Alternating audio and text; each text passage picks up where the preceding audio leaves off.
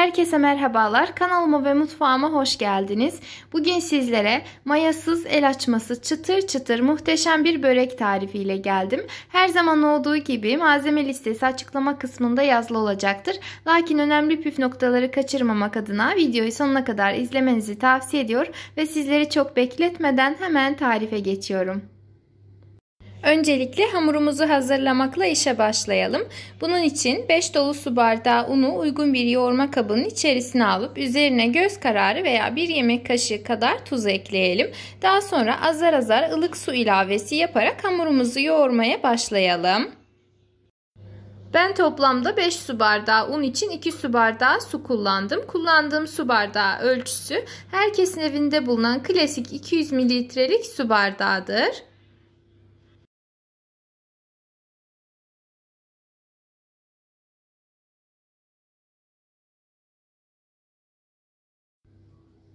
Hamuru birazcık toparladıktan sonra tezgaha alalım ve ipeksi bir kıvam alıncaya kadar yoğurmaya devam edelim. Özellikle de el açması tariflerinizde hamurunuzu ne kadar güzel yoğurursanız daha sonrasında açması da bir o kadar kolay olacaktır.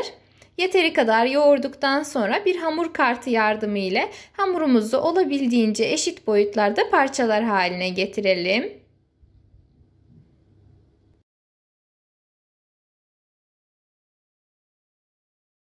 Hamurun tamamını kesip hazırladıktan sonra elimizle ceviz büyüklüğünde bezeler yapalım.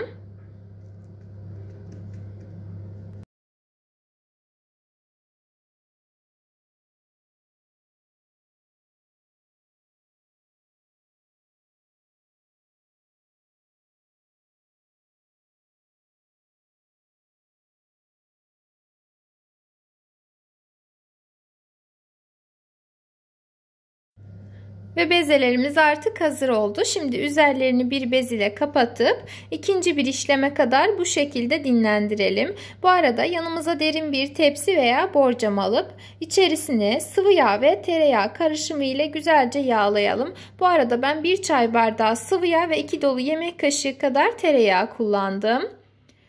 Tepsiyi yağlayıp bir kenara aldıktan sonra hamurlarımızı açmakla başlayalım. Çok fazla inceltmenize gerek yok. Küçük bir tatlı tabağı, hatta çay tabağı kadar açmanız da yeterli olacaktır.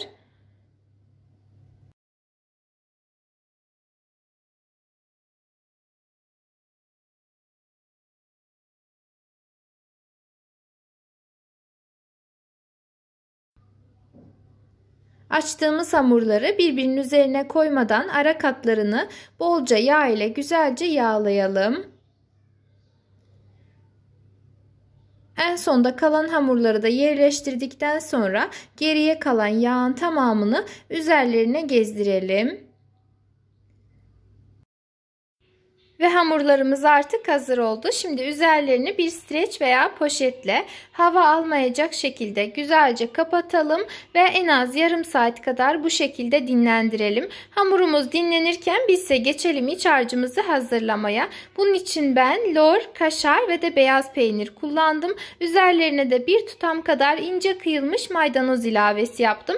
Dilerseniz sizler de benim gibi hazırlayabilir. Dilerseniz de sevdiğiniz veya damak tadınıza uyan herhangi bir farklı iç harcını hazırlayabilirsiniz. Şöyle bir karıştırdım ve iç harcımızı bir kenara alıyorum. Bu arada hamurlarımız da artık yeteri kadar dinlenmiş. Üzerini açalım ve bir tanesini tezgaha alalım. Tezgaha almadan önce mutlaka tezgahımızı yağlayalım ki açarken kolaylık olsun.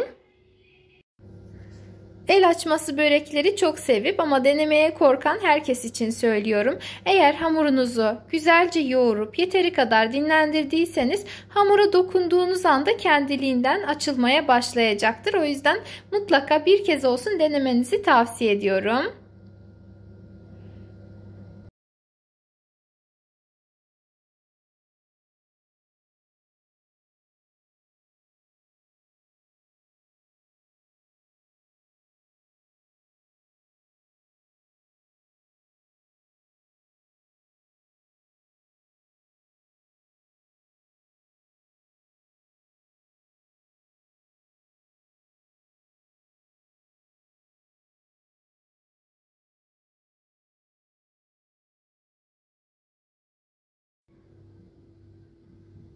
Hamuru olabildiğince ince bir şekilde açtıktan sonra üzerine bir dolu yemek kaşığı kadar iç harcı koyup kenarlarını içe doğru katlayalım.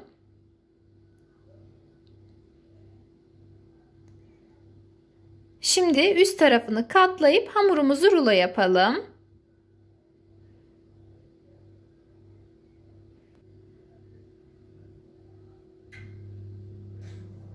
Ve hazır olan böreğimizi yağlı fırın kağıdı serilmiş fırın tepsisine alıp geriye kalan hamurlara da aynı işlemi uygulayalım. Bu arada tarifimi buraya kadar izleyen çok değerli izleyicilerim, beni her nerelerden takip ediyor iseniz bulunduğunuz ili, ilçeyi veya ülkeyi yorum kısmında belirtirseniz çok sevinirim. Tarifle ilgili herhangi bir sorunuz, görüşünüz, öneriniz var ise onları da yorum kısmına yazabilirsiniz. Her zaman olduğu gibi titizlikle kontrol edip cevaplamaya çalışacağım. Şimdiden değerli yorum ve beğenileriniz için hepinize çok teşekkür ediyorum.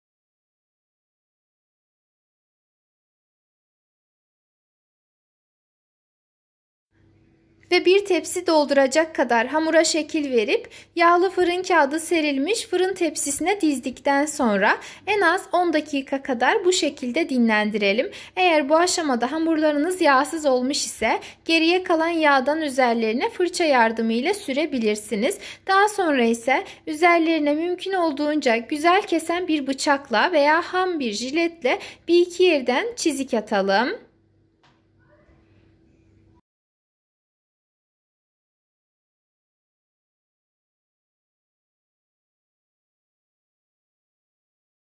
Ve böreklerimiz artık fırına gitmeye hazırdır. Önceden ısıtılmış 170 derece fırında altları ve üzerleri güzelce kızarıncaya kadar pişirelim. Ne kadar kısık ayarda ve uzun süre pişerse börekleriniz bir o kadar lezzetli ve güzel olacaktır. Ve fırından çıkan böreklerimiz artık servise hazırdır. İster soğuk isterse de sıcak olacak şekilde servis edebilirsiniz. Soğuduktan sonra da hem lezzetini hem de çıtırlığını kolaylıkla kaybetmeyecektir. Eğer beğendiyseniz bana destek olmak adına videomu beğenebilir, emoji dahi olsa yorum bırakabilir ve de görmesini istediğiniz arkadaşlarınızla aşağıdaki paylaş butonuna tıklayarak paylaşabilirsiniz. Yepyeni videolu tariflerimden haberdar olmak adına kanalıma ücretsiz bir şekilde abone olup bildirim zilini tüm olacak şekilde etkinleştirmeyi unutmayın. Kendinize çok iyi bakın. Allah'a emanet olun.